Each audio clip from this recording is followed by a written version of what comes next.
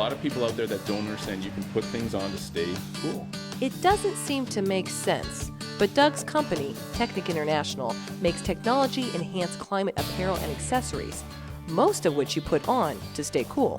It's hard. It's you know, people think you go to the beach and you know you're going to be the coolest in a bathing suit. Yes. You're going to be the coolest in one of our cooling vests. 10 years ago, Doug had it with his corporate job and turned to entrepreneurship. I think it's kind of born out of frustration.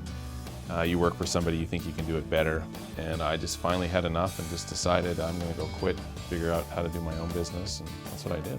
My wife was 6 months pregnant at the time. And here's the crazier thing. Despite a pregnant wife, Doug decided to quit his regular job to devote his full-time focus on finding a business to launch. It really only happened, or I believe sometimes it really only happens when you can focus on it 100%. When you're working for somebody, you know, you're busy 40 hours a week. It's tough to focus on your own dream. And so I just thought, well, maybe it's going to work for me better if I can just stop doing that and just focus full time. So I did that. Doug spent several months looking at products that could become a business. What eventually got TecNiche International launched was a simple cooling neckband.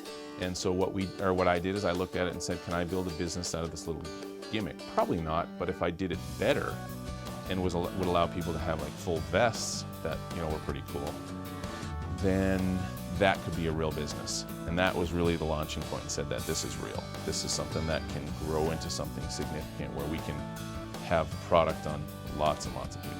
So many people that TecNiche International today sells more than 250,000 pieces of clothing to 50 countries. We have industrial safety, people that work outside. We have motorcycle apparel, people that ride their bikes outside. We have a outdoor recreation market. We have specific athletes, runners, cyclists, triathletes, that type of thing. And then a variety of specialty markets, the U.S. military. We have about 7,000 units over in Iraq and Afghanistan, keeping soldiers cool. Wearing your stuff. Exactly. And some other things, people with MS, they wear our product, multiple sclerosis. Yes. They have thermoregulatory issues. They have a hard time keeping their body cool. Did you ever think you'd have that type of niche Not in a client? million years. Mascots and performers, Yeah. costumers. It's a pretty obscure market, but believe me, there's a lot of mascot costumes that are out there. All of TecNiche International's 300 plus products can be made at their headquarters in America. And Doug's company even makes vests for dogs, riding material for horses, and cooling vests for kids who suffer from a complete lack of sweat glands. So what we do is we've tied in with some of the foundations and things, and so especially some of the young kids that have a hard time, maybe can't go outside, they'll actually take our product and Can't go outside at all. Can't go outside at all.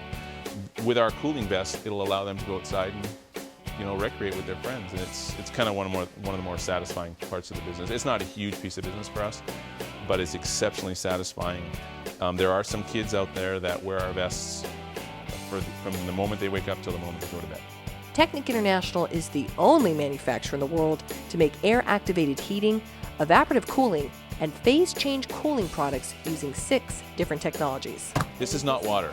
Okay, because I was going to say, it feels like water, it's the weight of water. Chemical-based cooling. So water, you put that against your torso, very cold. Vasoconstriction, ice burns, that type of thing. A lot of people can't tolerate it. Scoop a bunch of ice out of your freezer and hold it. Yeah, hold it in your hands. Yeah. So this actually changes phases, meaning it freezes at 58 degrees. Where do you get all the technology for your clothing? It comes from a variety of different places. Some of this stuff it's technologies we source all over the world. We source some stuff in China. We source some stuff in Europe. We source some stuff here in the United States, so it kind of all comes together into a technology for us. And again, it's really by technology. One of our technologies, we actually manufacture a specific fiber over in Europe. They convert it for us, and then they put it on boats, and they send some of it here. They send some of it over to Europe.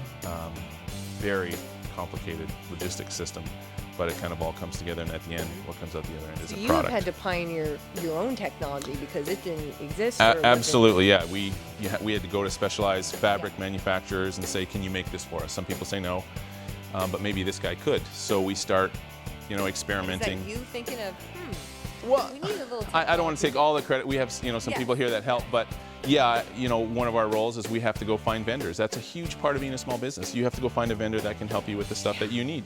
It's not just vendors that have helped Doug, but his #1 support system. There's some times when I went to my wife and said, we got to make payroll. And so we're going to do that with the credit card, hon. I hope that's okay. And never once did she say, no, that's not good. She said, if that's what we need to do. Should I start a business? I'm thinking about this. Do it. You know, I believe. If you're asking the question, you know the answer. Yeah, exactly. You know, secretly they're dreaming about it, and they've been dreaming about it for a long time. And I think you should go out and do it. I mean, there's never a good time. It's going to be stressful. You might not make as much as you think, but go do it because you never know what it could turn into. Did you think you would be at this point? Never. No. And it's funny, once you get here, you never take the time to look around and say, you know, we have this. You're always dreaming of more. I remember when we made our first sale. Yeah, I think when you make your first sale, you're excited for 30 seconds, and then you're already looking for your second sale. And we want to get to the point where, you know, you wouldn't go out in the rain without an umbrella. You wouldn't go out on a hot day without a cooling vest, ultimately. And I think that's where we want to take things. Do you think where the future of apparel is in that sense? Absolutely.